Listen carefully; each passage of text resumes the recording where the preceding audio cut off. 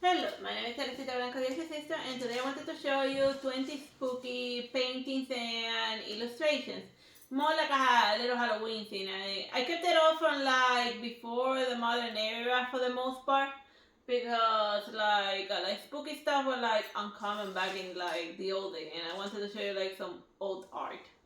So yeah, so the first one is from 1904 by Theodore Kittelsen, and this is a water sprite. And like in Germany, there was always like it's like a type of water spirit. Or here you see it like getting out of the water where it would drown people. So it seems like a good subject for like a horror movie or something. So yeah, like spooky stuff. This one is by Albert Studer. It's Saint John devouring the book from the Apocalypse. 1498. Yeah, whenever like the Catholic Church wants to like scare the living bejesus out of people, they do scenes from the Apocalypse. You should read it, like even if you like don't wanna like even if you like hate Bible and religion and whatnot, you should at least give a read to like Apocalypse, because like the description of the stuff that happened there is like very creepy and insane. And this is like a good perfect example of it. Some guy eating a book and the angel like in like a weird shape because the book tells you what it tastes like. It says that it tastes like sugar. So yeah, that's like this is yeah, it's very rare. Like if you wanna like do like a horror or something, but like you also wanna make it religious for tax purposes or whatever, you can definitely do Apocalypse. But like 100% do exactly what's described there, because you get crazy images like. Yeah, it says that it was sweet to the taste but bitter in the stomach. So right? Yeah, I gave him an indigestion. Okay, this one is Arno Böcklin.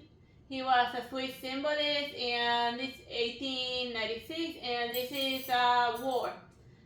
But it could also be like the four horsemen of the apocalypse, because you see 1, 2, 3, and I think that there's another horse somewhere in the background, but yeah. And then here we have Death not being all cool about it, and the other incarnation. So yeah, because here's a fourth guy. You see it over there. Yeah, four horsemen and whatnot, and then like the city burning in the background, so it's like a creepy imagery and whatnot. You know, like it brings anger, despair. That war is not. It doesn't matter how you paint it. War sucks. And like a lot of people that are like right now in war in like the Middle East and like the Ukraine and whatnot and Russia and whatnot, I pray that things get better soon and like stop fighting nonsense. I hope that peace comes, because like that war is always terrible, mostly for the civilians who like get caught in the crossfire. Alright, so then we got Caspar Friedrich and monastery ruins in the snow. Like I have already shown this one before for like the landscape, so then I wanted to show it to you again. Like this is like this guy has a lot of like spooky stuff. You can almost see it like in Haunted. Like if you want to have like a good idea of like what spooky scenery looks like, this is like perfect. You know, here's even graveyard, so this is like perfect for atmospheric type of horror and whatnot. Yeah, it's almost something out of like Dark Souls 3. Yeah, or Dark Souls 2. The expulsion chamber. Ah! It's gonna start snowing soon, and then the lightning horses are gonna come. Oh god, the forever respawning lightning horses. Whatever. I'm just having Dark Souls 2 bad flashbacks. Moving on. Okay, this one is Dante Gabriel Society, How They Made Themselves, 1864. Over here you see them meeting mirror move versions of themselves, and during those times it was like people were interested in running into their doppelganger, and there was even like a weird short story about it and whatnot. It was just a weird type of phobia that they had in like the 1800s. And like whenever you met your body double weirdly like that, it was always a bad omen. Cause over here it seems like a vision of the future where this guy has like the sword, and the girl, it seems like she's dying and whatnot. So, and they both look miserable, And the normal humans will be like, what is going on here? So it's like us before, but in like the romantic, but like in the romanticist, no, this is pre-Raphael, but the pre-Raphaelite version of it. Like, to be fair, we have male doppelgangers. They were pretty nice. I don't know why people are so smart about that. Yeah, why do they say that they represent bad omens? Yeah. Then again, bad things did happen afterwards. Nah. But moving on. Yeah, true. True. I mean, and even in the Us movie, as soon as like they met their doppelgangers, all hell broke loose. So yeah, there you have it. So the whole Us thing is not like an original concept. It's been around for like a while. Like maybe he read out the Dante Jordan Peele is probably more knows a lot more about art than he lets on. Cause it's not cool to know about art in like Hollywood and be literate and stuff. I don't even know why. You know? This one is Conquistador, the Visions of Death. So there is death riding out on like his horse and like demons and stuff in the background. And the reason why I wanted to show you this one is because, in specific, is that it reminds me of like a scene from like Fantasia. Remember like the last scene where Night on Bald Mountain, where the devil wakes up and then he starts doing like the witch's Sabbath or Purgisnacht. Yeah, the demon is specifically called Chernabog. Chernabog. There, so yeah. So that seems like a crazy scene from that scene and whatnot. Not to be confused with Carnabog, which is the one from Monty Python. Yeah. That's the weird stuff.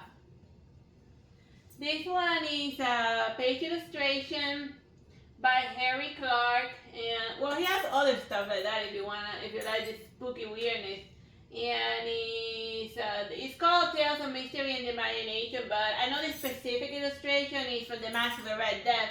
Here we have By the Clock and like the party people like freaking out because like Red Death showed up. And if you notice, the severed head that he's holding up is actually like the monkey from like the murders of I forgot what that novel was called. Like the one where the monkey goes on a killing spree. It's hilarious. Whatever. You Edgar Allan Poe fans, please put in the description the title of the book. Yeah, well, but I don't know if you feel like it. Whatever. This is most people only know the short stories anyway. I can, which is the only thing that I consider good of Edgar Allan Poe anyway. So yeah, The Mask of the Red Death. And this one is by Ivan Ivasovsky, obviously a Russian painter, and it's a seascape. Like there is like most of his seascapes are like pretty tame, but I found like a very spooky looking one. And because over here like the ship is sinking, you could almost say that it's like remember like they recently did a terrible movie called The Last Trip of the Demeter or something. Dracula on a boat eating people. And this looks like something that from that episode of Dracula on a boat eating people. So yeah, that's why I chose this painting as a picture, because I could have chosen more like spooky painting, but I wanted to be one per artist. I didn't, so that way you become aware that there are other types of painters and whatnot. Because then it would just be like a bunch of Gustav Doré paintings and whatnot. This one is by Ivan Kramskoy, Tamara and the Demon. Like it's based on like a poem and like a short story. The maiden Tamara, she's like she's being constantly hounded by like a demon and whatnot, and it murders everyone like tries to get close to her and whatnot, but the two eventually romance and they fall in love. But because the way that Tamara looks at it, she doesn't see the demon as like a monster. She perceives him as like a tortured soul that has been alive way longer than he should have, because like he's an immortal being, always forever tormented. So then, like eventually, she kisses him, and then but then immediately dies because like she kisses a freaking demon. So then since God felt sorry for her for all of the terrible sin that happened to her, he took her to heaven as a big middle finger to the demon, because since the woman is now in heaven, the demon is now back to being forever alone. So then here's the moment where like the chick is croaking after the demon stupidly kissed her and she kissed him. And then the reason why she has her hands crossed like that is because she's ascending to heaven, so she's not going to be with him anymore. So he's going to go back to being alone and miserable. Is that the same demon that they threw a fish at in the Bible in order to exorcise? He had other women. There's a story in the Bible where there was like this demon killing every husband that the wife had. So then Raphael, the angel, told this person to use a fish. It said the first time in the Bible where they actually give you the steps to exorcise a demon. So it involves a fish. So yeah, if you're having like demon troubles, read that story and like get yourself a fish. It's good. That's why the exorcism from the movie Exorcist failed, because he forgot the fish. I wonder why they don't read those in like church. They always read like the same boring stuff, and like I mean, like, the Bible is one of the fattest books in the history of books, so they could easily just run you through the entire Bible like 1 hour at a time throughout church, and read the one where the Lord decapitates a king. Yeah, that one's awesome. Yeah, that one's metal. Yeah. But and the other one where God tells that prophet to go marry like the biggest whore in the entire village, and to make her an honest woman and forgive her when she falls back into her old habits. So, or the one where he tells the two daughters to get the father drunk and then. Once you get into Genesis, it gets like crazy. We're gonna talk about Genesis. It's in the Bible. Yeah. Moving on. But if it's the other way around, it's bad. But if it's the daughters getting the father drunk and God told them to, then it's different. Whatever. Crazy stuff.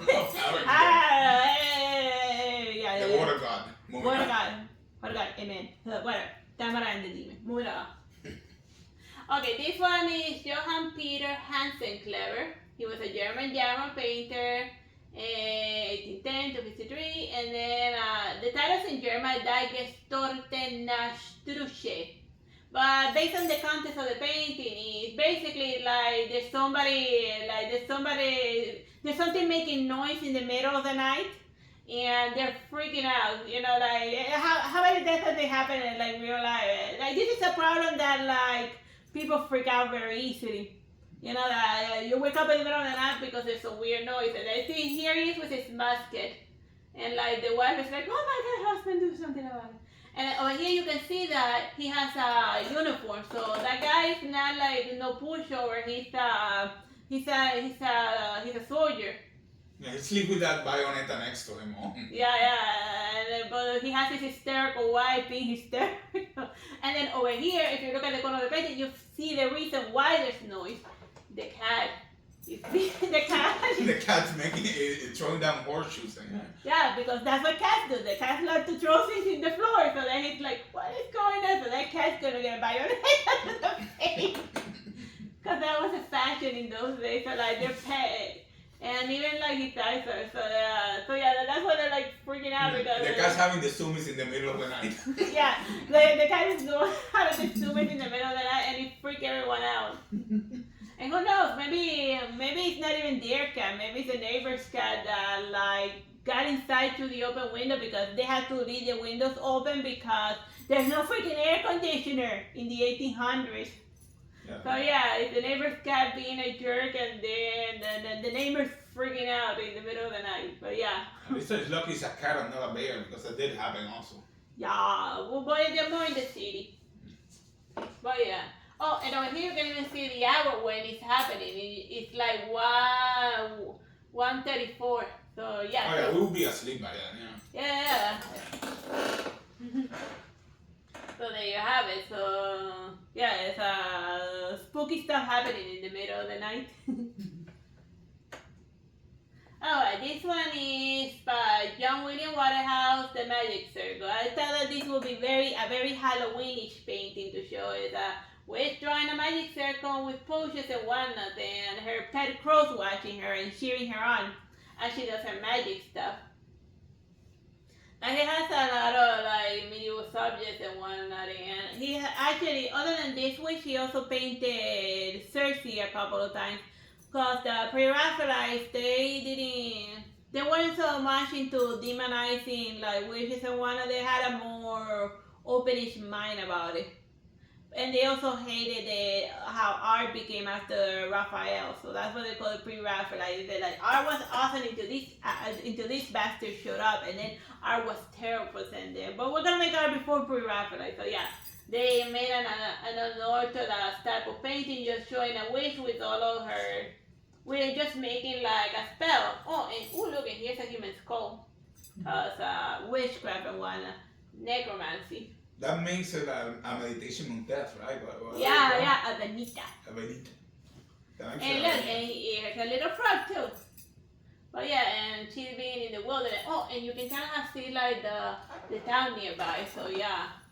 Yeah, there's a still like with a Benita in that painting.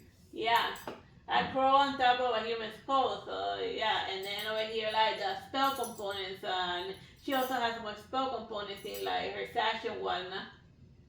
And even like a sickle, so oh yeah, and you can see that the point of the magic staff is a burning, so that's how she's drawing the magic circle with like fire dirt on her, with like a pointed tip and whatnot. So yeah, like Harry Potter and stuff, and like all of the modern like magic users, the wand has to be bigger. You see how long that is, like. How big the one, it starts here and then it ends over here. It has to be at least, to be a proper magic one, it has to be at least 3/4 of your body height. Yeah, otherwise just with those pointing things that they use. Yeah, those pointers that you use for like the board one. But no. With like a long magic one, you can draw your like little magic circles, you can shoot lightning. And don't forget the knife. Yeah, the knife. Blood. That's blood with the knife. Whatever. Bueno. This one is John Henry Fuseli, The Nightmare. Whatchamacallit, like most of Fuseli's artwork is like this. So if you like want to see a bunch of like spooky stuff, paintings, weirdly disturbing stuff, yeah, this is like the guy for you to look at.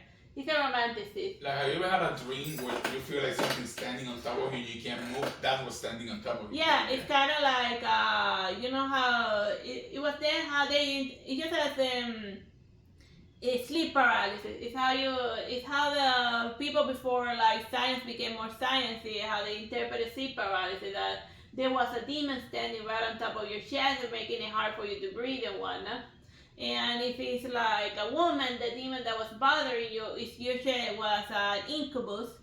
And if you're a guy, the demon that stands on top of your chest is a succubi.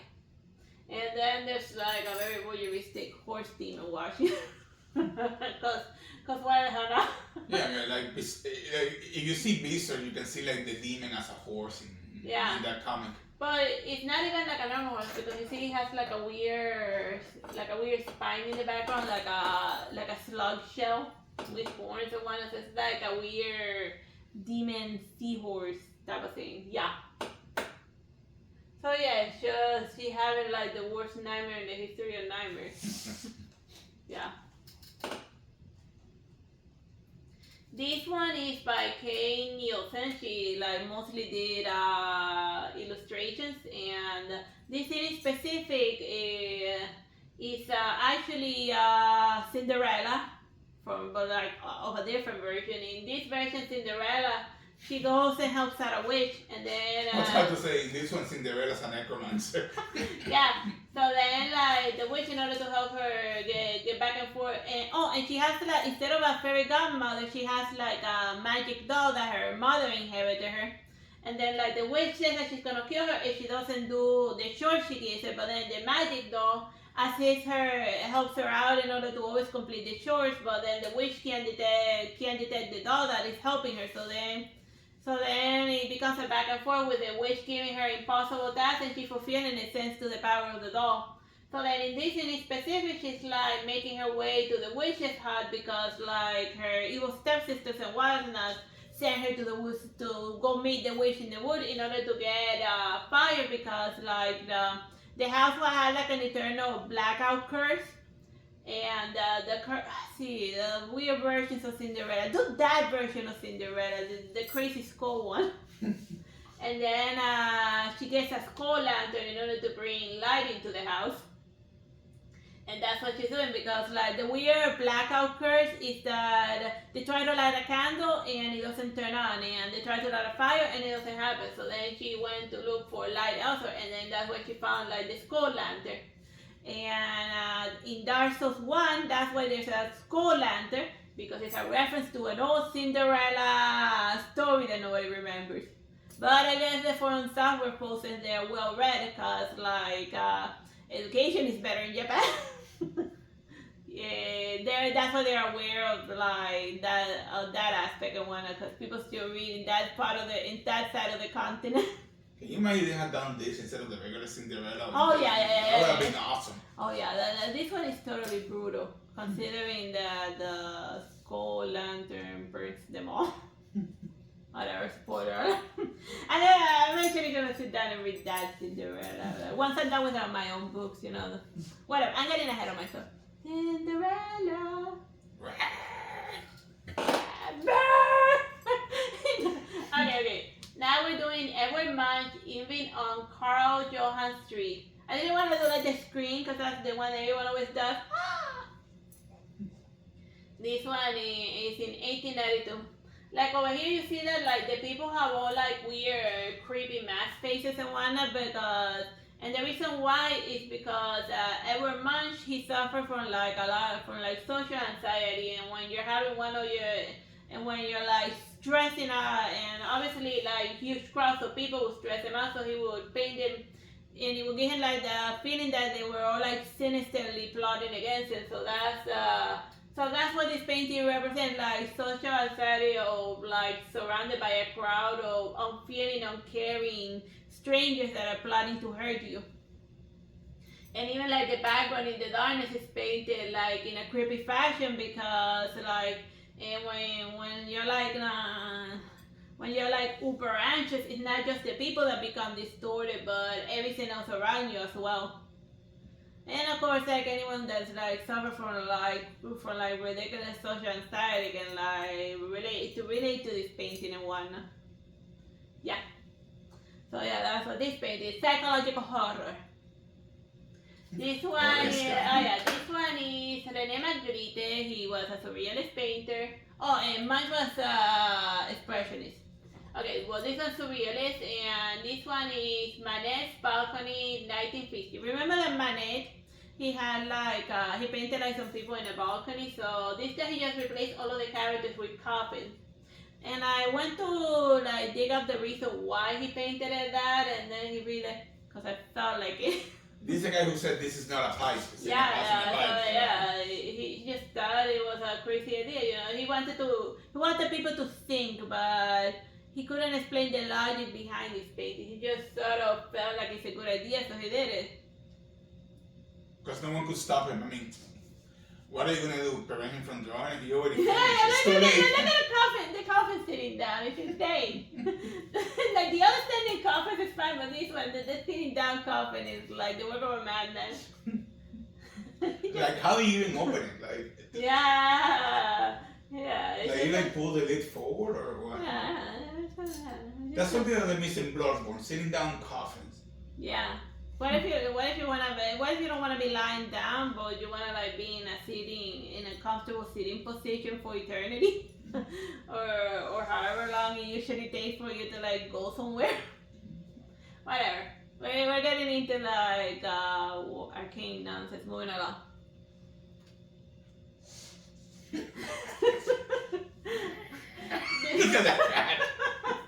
This one is called Lawrence Almatadema. He was a romantic Dutch painter, and this is called The Inundation of the Base Bulge in 1421. So like it's a place that flooded. And then like the poor chubby baby just sleeping it up while like the cat is freaking out. I don't know. You can hear this painting. You can hear the screams of the cat. And the kid just sleeping through it. It's like the kid is a heavy sleeper. Just the cat freaking out about something. And I think I wet my bed again because I think I wet my bed again. But I am too comfortable to do anything about it. So this is just me. Just sleeping out throughout all of the travels in the world while the world crumbles itself around me, you know? But yeah, like a lot of like random horror, like it's not very often that they do like horror ones, but like combined with like bad weather, but like yeah, like spooky weather be spooky, you know? That is Yeah. Like the closest horror one of like people versus like bad weather. Like the only one that is horror weather I would think of is like Poseidon. Remember that ship that sank underneath the water, and then most of the time the people spend drowning. I mean, like that's a legit something to be afraid of. Drowning. It's like a horrible way of dying. And unlike fantastic horrors or like Freddy Krueger's or whatnot, that is legitimately something that can happen to anyone, anywhere, you know? Even in like a small puddle of water, like how it happened in the movie Glass, where the guy got drowned in like a small puddle of water. That was very disappointed. I hated the ending of the movie. Whatever. You can resuscitate it, you know, like drowning is not the end of it, you know? Just hit him with like a shock button and revive him, whatever. This one is The Sleep of Reasons Produces Monsters by Goya. Like Goya, he had like the most folks know, like he did like court paintings, but like but then when like Napoleon Bonaparte started invading Spain, like the horrors of war and all of the crazy things he saw, and all of the people that would get butchered like right outside his house, and like it made his sanity sleep. So then that's why when he lost his reason, he started like painting lots of spooky stuff. Well, not painting, drawing them. Like he has like a large collection of like nightmare fuel type of drawings. Like if we could do a before and after, that would have been another show. It's pretty little girls in court, and then they're horrifying. Yeah. So yeah, that's so then if you wanna like look at a bunch of spooky drawings, like Goya's your man. Yeah. Like this one, I don't think it was meant to be spooky. It just came out like that.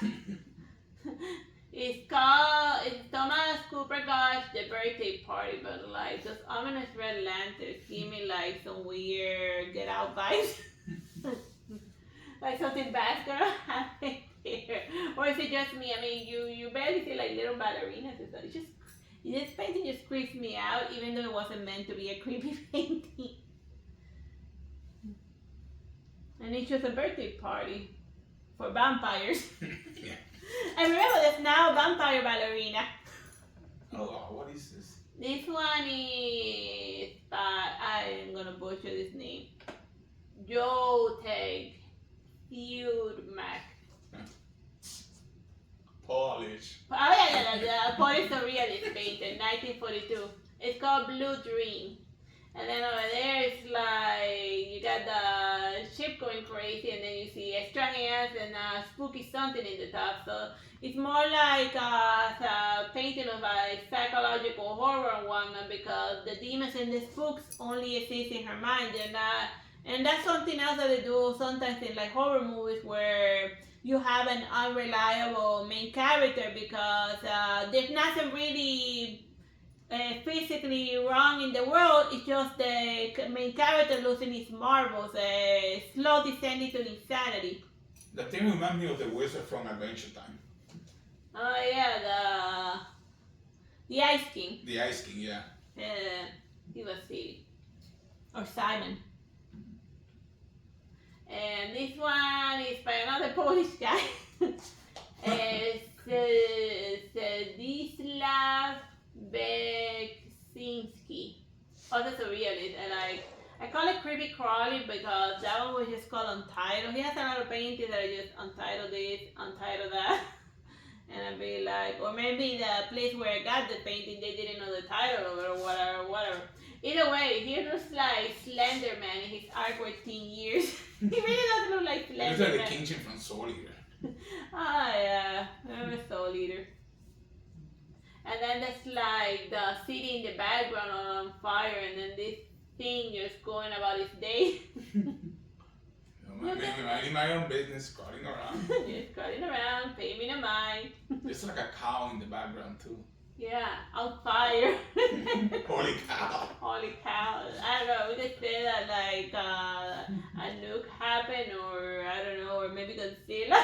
And this is what we look like now. You guys know? Oh yeah, and a lot of like all of his paintings are like that. So if you just wanna like really go nuts, just look at the artwork by this guy. By Zdzislaw Beksinski. Whatever, moving on. Oh, I think that was the last creepy painting that I wanted to show you. I hope you have fun with this visual blog. Bye bye and God bless.